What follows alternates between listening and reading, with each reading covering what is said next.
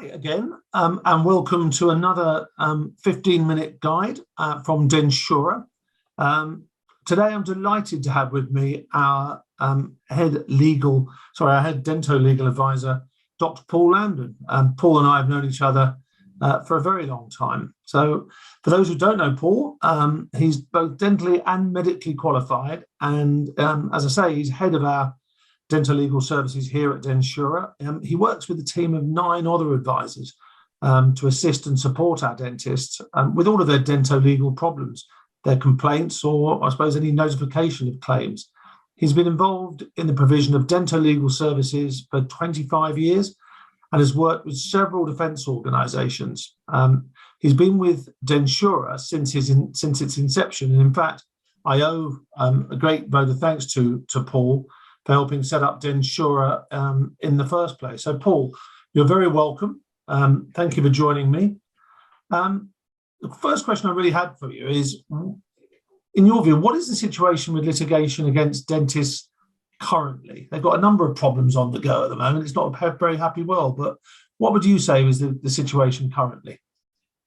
Well, we know that over the last 20 or 30 years, the amount of litigation has increased, and our data suggests that the average dentist will probably receive a claim once every 15 or 17 years. So one's unlikely to go through a whole practicing lifetime without experiencing one claim. If that happens, then if you're a Densura policyholder, then we will be with you from the first time you get a suspicion that something's amiss right through to the end, the resolution of the problem. But remember, just because a solicitor writes to you, it does not mean that there will necessarily be a claim for negligence. And the other important thing to remember is that this is not just a problem of dentistry. This is a problem with the world. Everybody is experiencing far more complaints. So compared to dentists, doctors are probably even worse, and accountants and lawyers and so on all get many more complaints than they used to. So do not feel it's just you that's being picked on. Oh, that's hopefully quite comforting, cold comfort perhaps. I mean, in your experience, how does a dentist first get to know there's a problem? What would typically be a situation? Usually, the first sign of a problem is a request for records, and you will see from time to time patients or solicitors asking for records. I think that the first thing to emphasise there is that our evidence suggests that for every 10 sets of records sought, only 3 of them actually progress to any sort of further investigation. Those records will probably go to a solicitor. The solicitor may get some sort of assistance from a dentist to ask if he thinks that there is any negligence demonstrated in the records. Solicitors, you recall, will work on a no-win, no-fee basis. Yeah. And so there is no charge to the patients. The solicitors earn their money by obtaining a success fee if they win the case, which means that they have to be reasonably sure that they will win the case before they invest resources in pursuing it. Right. So if a dentist gets a request for notes, he or she should notify Densura straight away to get any initial advice.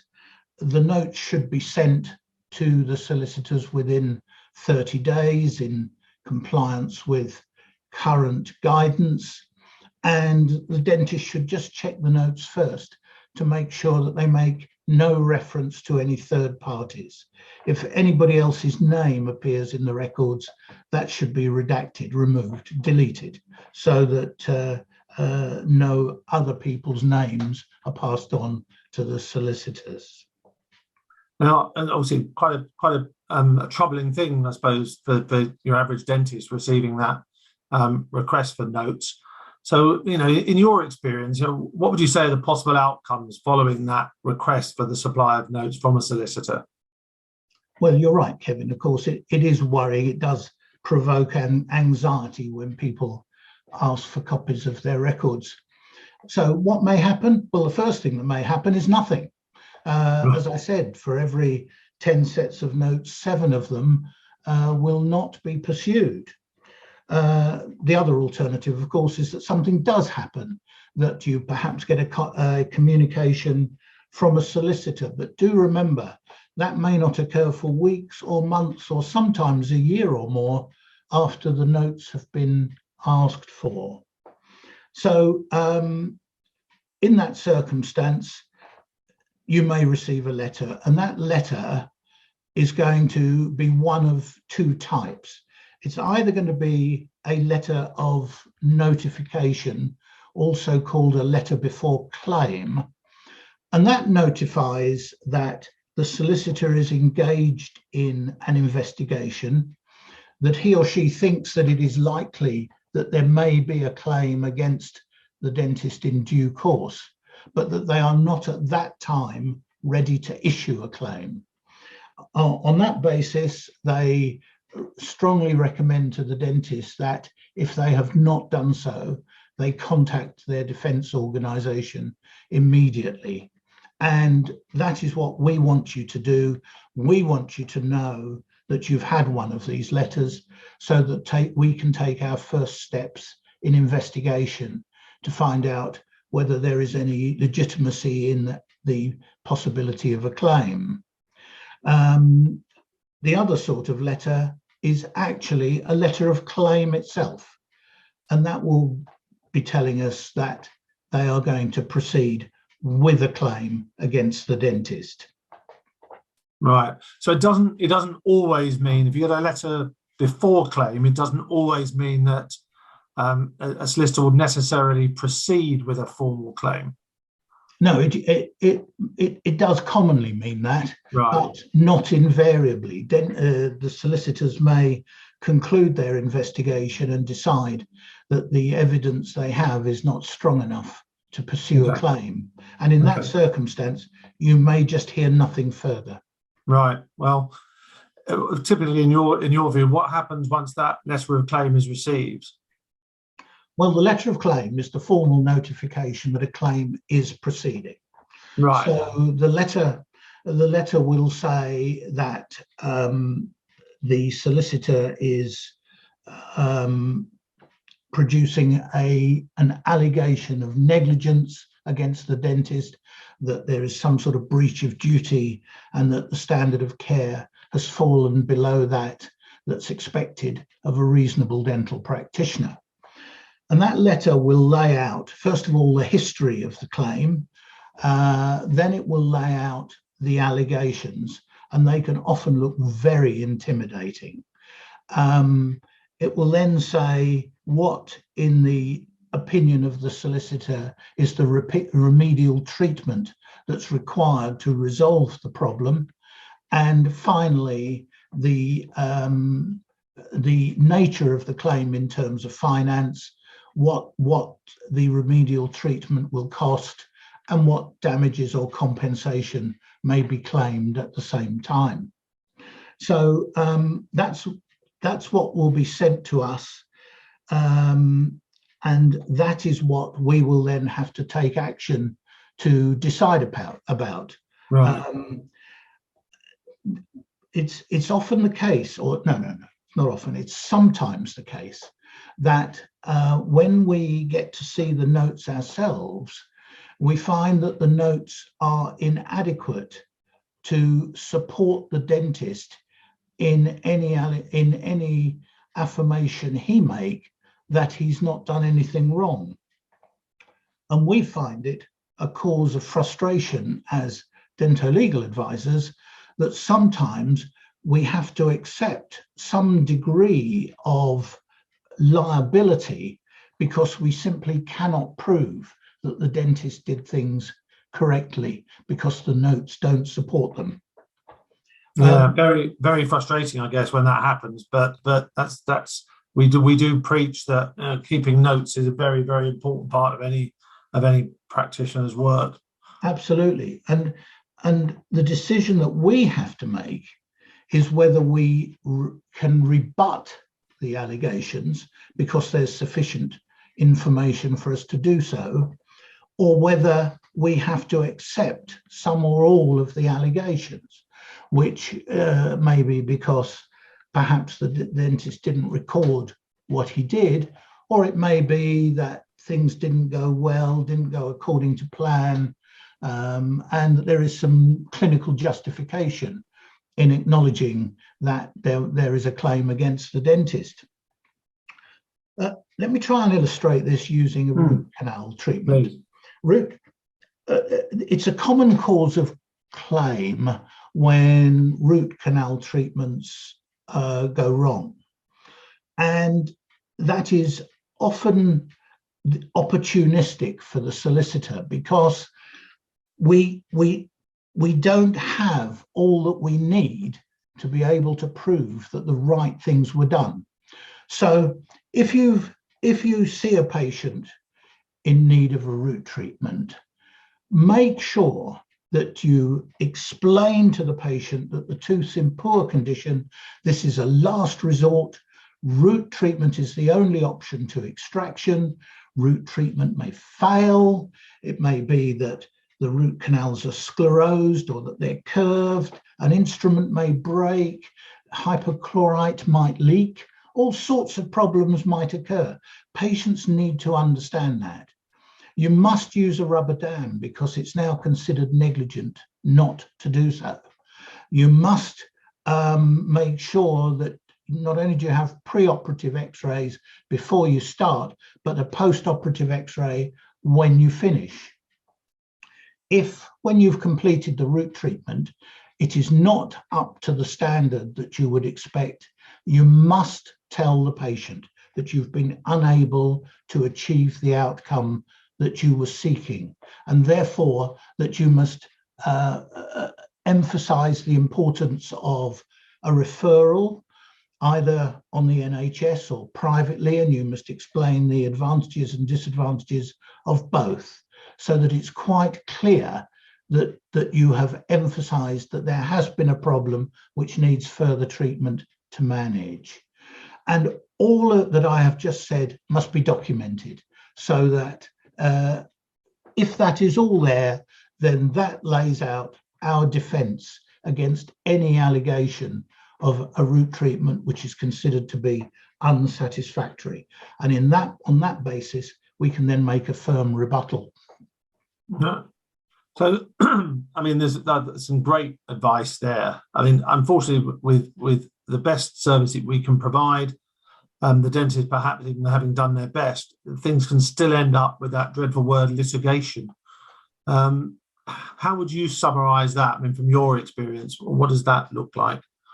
Well, at this point, we are locked into that. We now have to respond to the solicitor, and the scene is set, if you like. Our preferred position is to be in the circumstances where we can rebut what the solicitor is alleging. And so we need those good quality notes and the support of the dentist to put all that together. So the deficiency that we may be confronted with is, it may be that the notes aren't good enough. It may be that the x-rays are not good enough. It may be that the consent process wasn't fully followed through, or it may be that there were issues with the clinical treatment. And this will be discussed between the dental-legal advisor and the dentist. And at this point, we will be involving our insurer. Now, Densura is very fortunate to have as its insurance partner Royal & Son Alliance. Now, Royal & Son Alliance, I'm sure almost all of you will know, it is, I think, the oldest insurance company in Britain, having been created in 1692. It's a huge insurance, one of the household names of insurance. It has massive organization. It's got huge reserves. It's able to support us to take on those cases where we want to fight a claim against a dentist because they have all the necessary facilities to be able to do so. it's not like some of the smaller defence organisations that don't have those big reserves. We don't have to worry about a lack of reserves as part of our armamentarium when we're fighting off a claimant solicitor. So Royal and Son Alliance have very skilled claims handlers.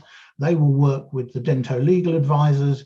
In addition, we will support, we will have the support of a specialist defence solicitor appointed by one of the big law firms that work with Royal and Son Alliance. And as a team, we can then attack the problem, make the rebuttal hopefully, or if it's not possible to rebut because we just don't have the evidence to do so, then to arrange a settlement and so on. Whatever happens, once this process starts, no further correspondence will go to the dentist. It all goes to the insurer or to the defence solicitor. So you won't have to worry about any of that.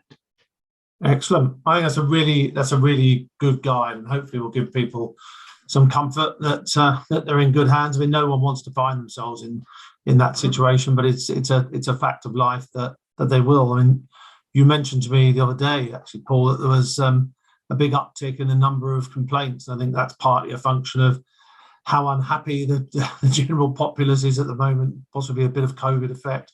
But I think it's reassuring to know that you and the team are there, and obviously Densura is there to support all of our dentists. So, so first of all, just really say a big thank you, Paul, to you and also to the team behind you. Can I just make one or two other little points? Because I think it's important also to appreciate that when we rebut a claim, having put together the defence, for every 3 allegations of claim, for every 3 that we rebut, we then hear nothing further about one of them. So just one good letter of rebuttal can be enough to eliminate 1 in 3 of the cases that then proceed to a more formal claim. And Densura has excellent results with rebutting claims. We fight off and win a significant proportion of all the cases that we have to deal with. And we want to be able to try and demonstrate that the standards met by the dentists are those expected of a reasonable dental practitioner. Great. Well, look, that's really helpful as well. Thank you for that. So if anyone's got any questions, then please, by all means, get in contact with us at Densura. You can find us at densura.com or email either Paul or I. All of our details are on the website. But for now, it just remains me to say thanks again, Paul, for your time on this. And again, thanks to all of the team. And I wish everyone happy dentistry, happy and safe dentistry. Thank you. Thank you. Bye-bye.